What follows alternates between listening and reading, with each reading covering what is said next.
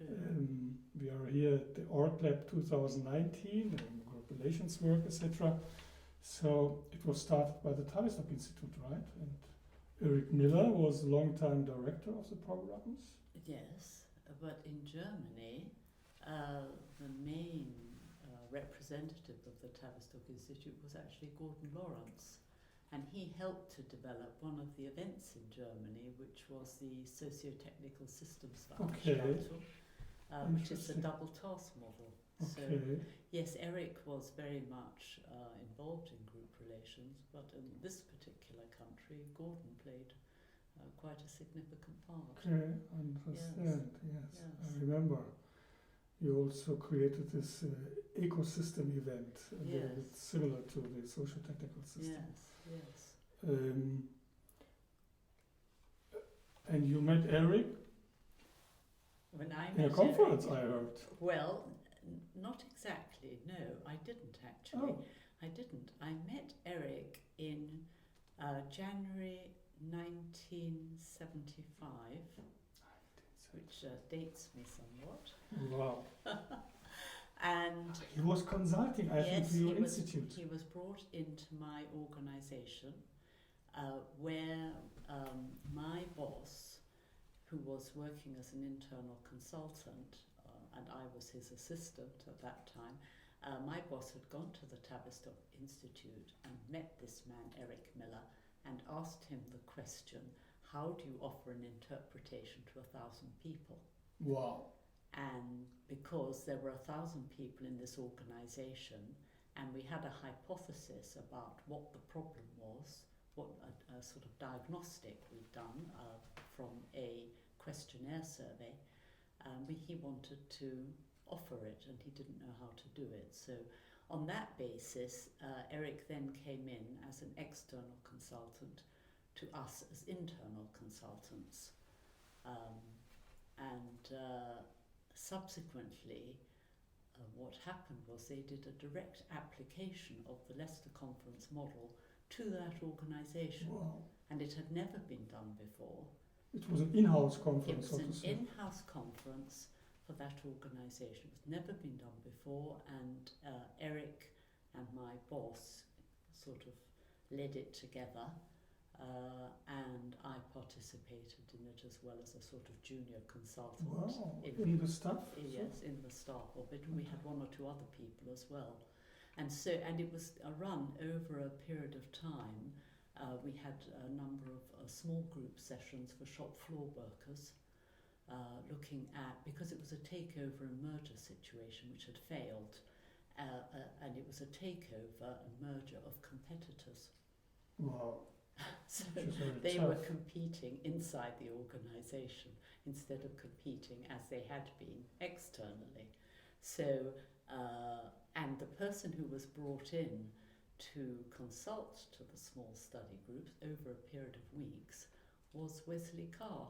Oh. Because Wesley Carr at that time was working nearby in Chelmsford, in a nearby town, and so he came in, and it was really quite bizarre when I think about it, because Wesley was such an intellectual, and here he was working with these shop floor workers and supervisors who were trying to deny that there was a problem, and anyway, it worked very well. So they ran these small study groups for about 12 weeks. 12 weeks? Yeah. So every week? Yes, every week. On one day? Yes, on one day. How long did it take place? 1.5 hour, 90 minutes yes, or so? 90 minutes. 90 minutes. A regular application, but it was spread out over a period of time.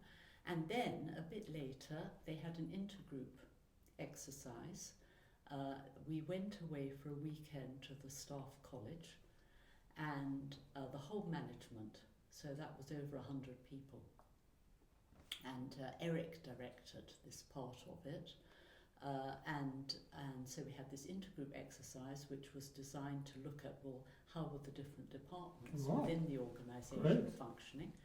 And what we found was that in every group, the belief was that authority lay somewhere else.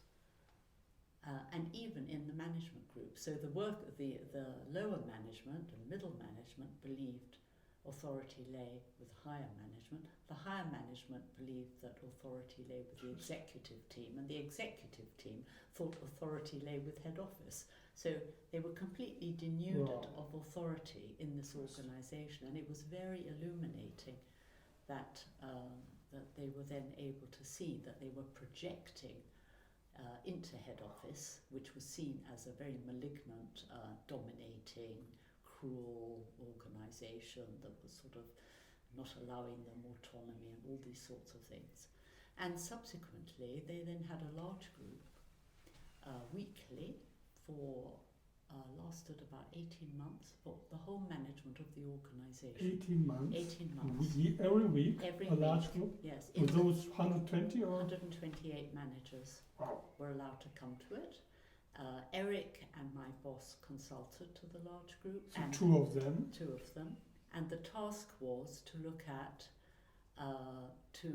they were invited to take up their roles as citizens of the organisation and to speak about the state of the organisation. So the task was to examine the state of the organisation. And that went on for 18 months, and they were given permission to attend. It was during an extended lunch hour. Lunch hour? Yeah, 1 day a week. 1 day, except also 90 minutes, I guess. Yes, 90 minutes. 90 minutes. 90 minutes. Extended lunch hour, so let's say 1 hour lunch and then half an hour. Well, they came to it for an hour and a half during the lunch period. How they actually managed their own lunchtime, I have no idea.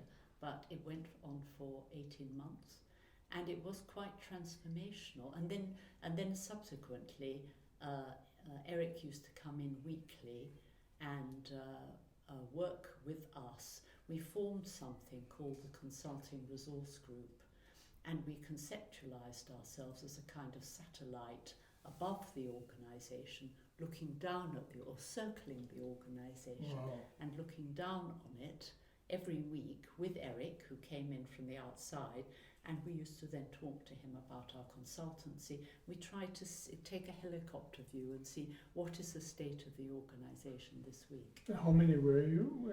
Just the three of us, me, my boss and Eric, as consultants to the organisation. And then we began to offer consultancy to different groups. And out of this whole people program, it was called the people program, subgroups began to take authority to look at some of the difficulties they had. So the engineers formed a group called the PEG, Project Engineering Group, and they came to us and asked for consultancy. And then, so what we used to do when Eric came in, we used to have 3/4 of an hour, I think it was, or an hour, looking at the state of the organisation. And anyone from the organisation could come and observe us. So it was a direct institutional event. Wow, it's like the management sitting in front of the members. Right, and then the following half hour or 3/4 of an hour, we could dialogue with whoever had come. Right. And have a debate with them. And so we conceptualised them as coming in their roles as citizens of the organisation.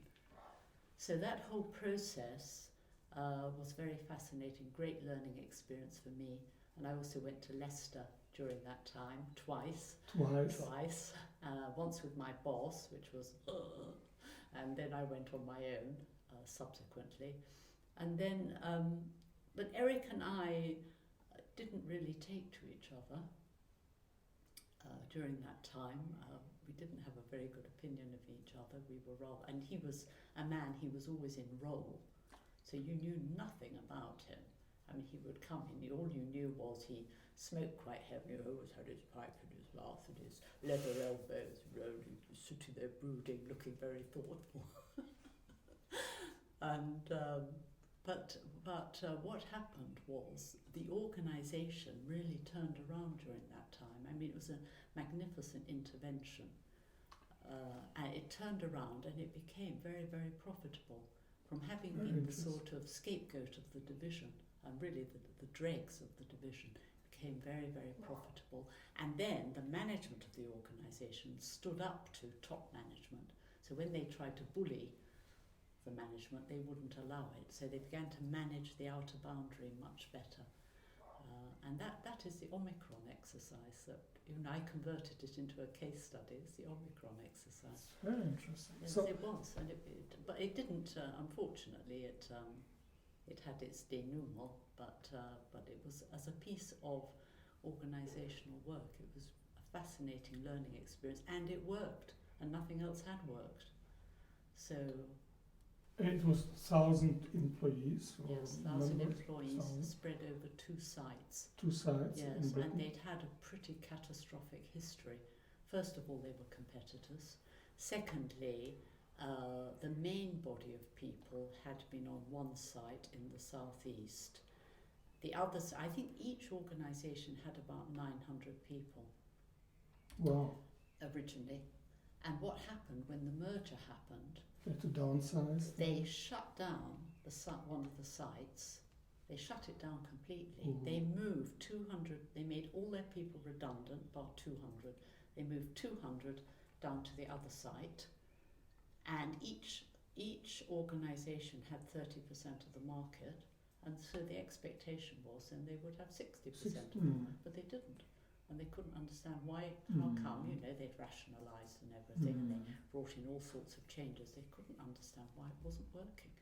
But it was actually, when you looked at it, it was pretty obvious why it wasn't working. They hadn't considered the human dimension at all. It was all done in the accountant's office and done on a numbers level, but not on a, working together level. So it was not a heavy consultancy coming in, just 1 to 2, Wesley Carr also, 1 to 2 consultants, or were there more? No. And you internally? Yes, after this intervention, my boss and I and Eric provided consultancy as required in the organisation, and we worked particularly with the management to rebuild the boundary of the organisation. So you activated the management instead of coming with a horde of consultants? Yeah, we activated the management to find their authority and to stand up for themselves and stand up for the organisation. And it was very successful in the end. And very sustainable, every week for 18 months or so. Yes, the people programme went on for 3 years. And at the end of that, the organisation had completely recovered, had become a high flyer in the division, but the other organisations in the division, the subsidiary companies in the division, were not happy. They were not happy because, of course, it showed up their performance. And so they lobbied the regional, the divisional managing director, they lobbied him to get rid of us. They lobbied him to get rid of us on the grounds that we were acting as saboteurs and sabotaging the control mechanisms of the regional office. But it was actually to do with envy and the fact that their own performance was now under pressure. So they fired my boss. They in quotes, made him redundant. And then they said I had to do his job. Well, I had a kind of panic attack about that because I had no idea. I was a very young person. I had no idea how to do his job. And there was this man, Eric Miller, turning up once a week. And I turned to him for some consultancy, for a consultation about how do I do this role. And I found he was actually terribly helpful. He was terribly, and that was the first time. So I'd actually known him by then for about 3.5, 4 years. We'd been working together. I knew nothing about him. But I found him incredibly helpful. And we had a number of consultations each week as he came in. And we also got somebody seconded. The manager of quality control was going to retire fairly soon, and he was seconded to our unit. So I had someone to work with when Eric wasn't there, and I began to find that Eric actually was a very interesting man, which had not crossed my mind before.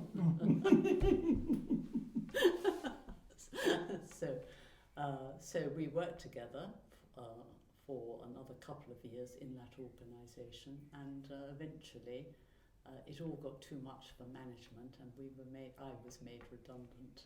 My colleague retired, and in fact he's just died, aged 101.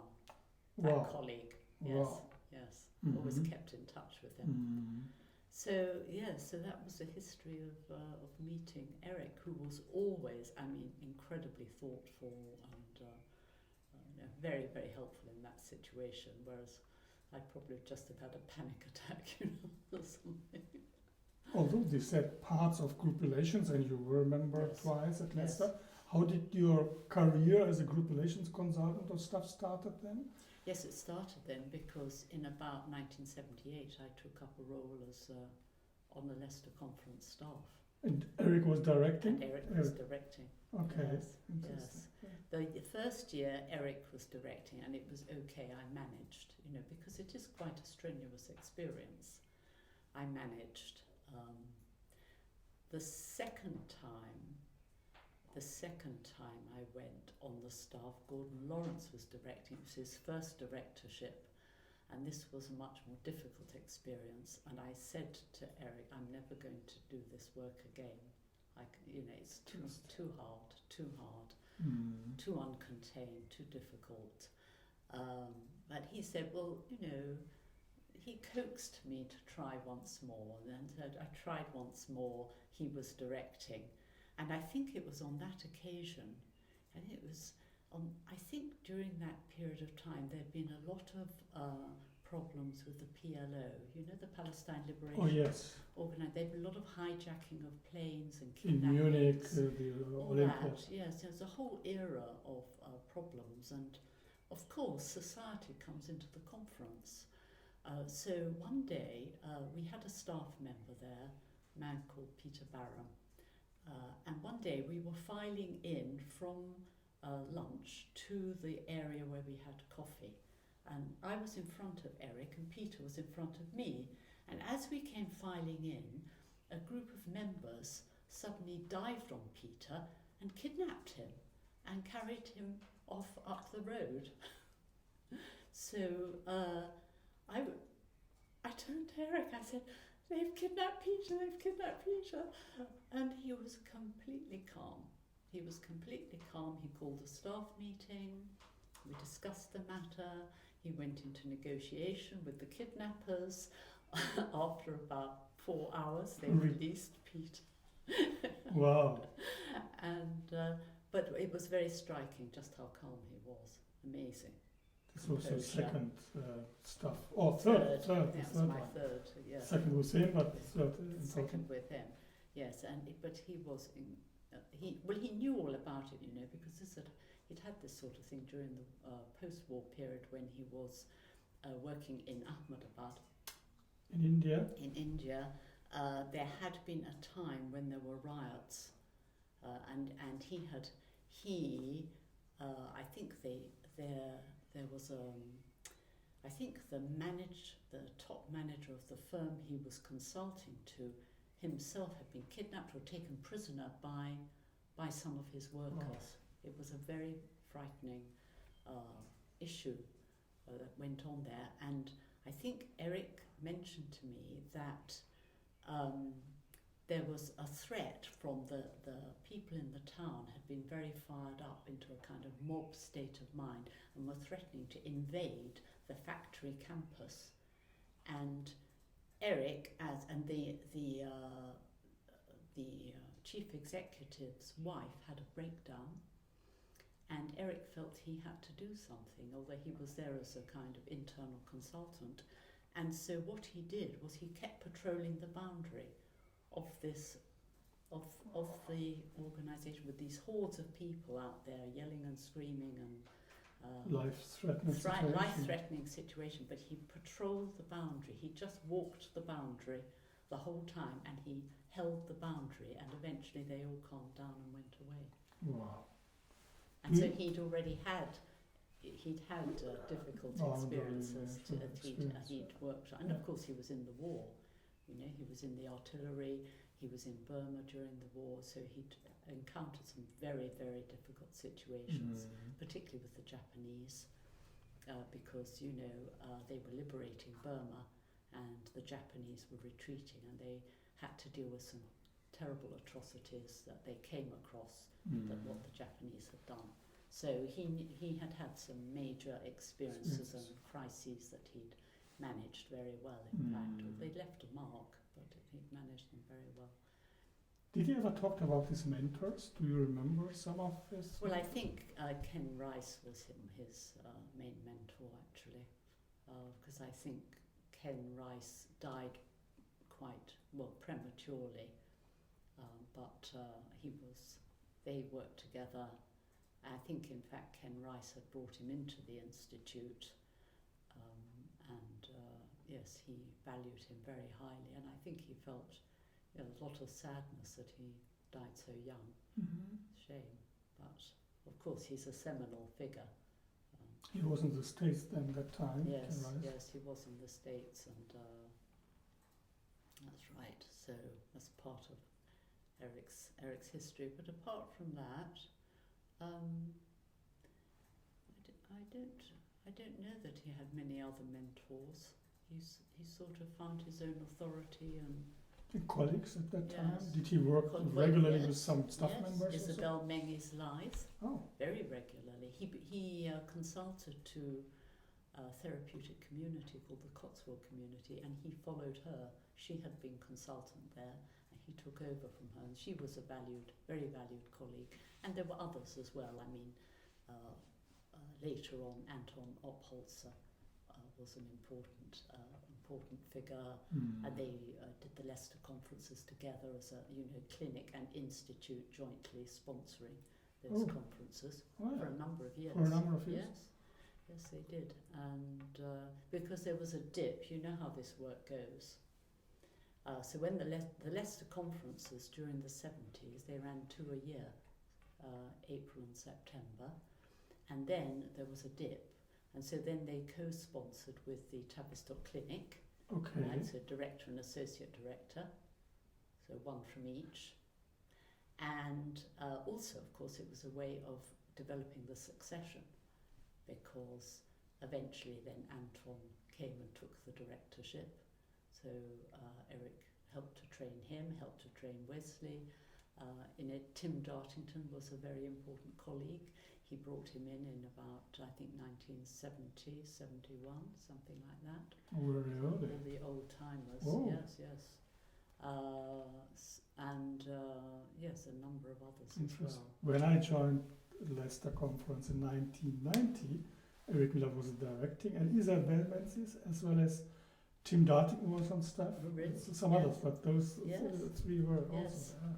Yes, no, he was a very important figure, and there were one or two also from the clinic who were very important, like Bob Gosling, Father of very Jonathan. small group, yes, Yeah. father of Jonathan, wrote a really important paper on the dynamics of very small Very groups small. that I was drawing on today. Yes, you talked about this Yes, today. It that's was a very good talk. Yeah. Yes.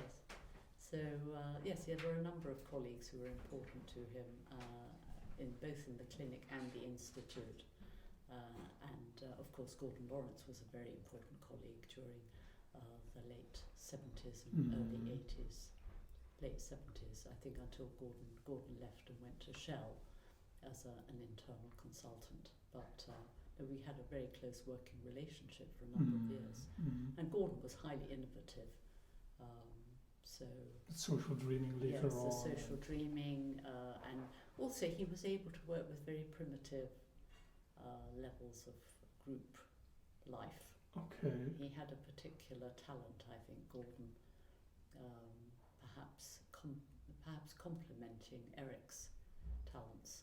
Can you say a sentence? What do you mean exactly by this? Or well, just like large groups that have very primitive functioning, Gordon was very good at tapping into the underlying... interpreting and analysing it or seeing it. Yes, he was. And in fact, one of the applications of Leicester was a large group that was run and filmed, I think, in Canada, and has become quite famous, and Gordon helped to make that happen.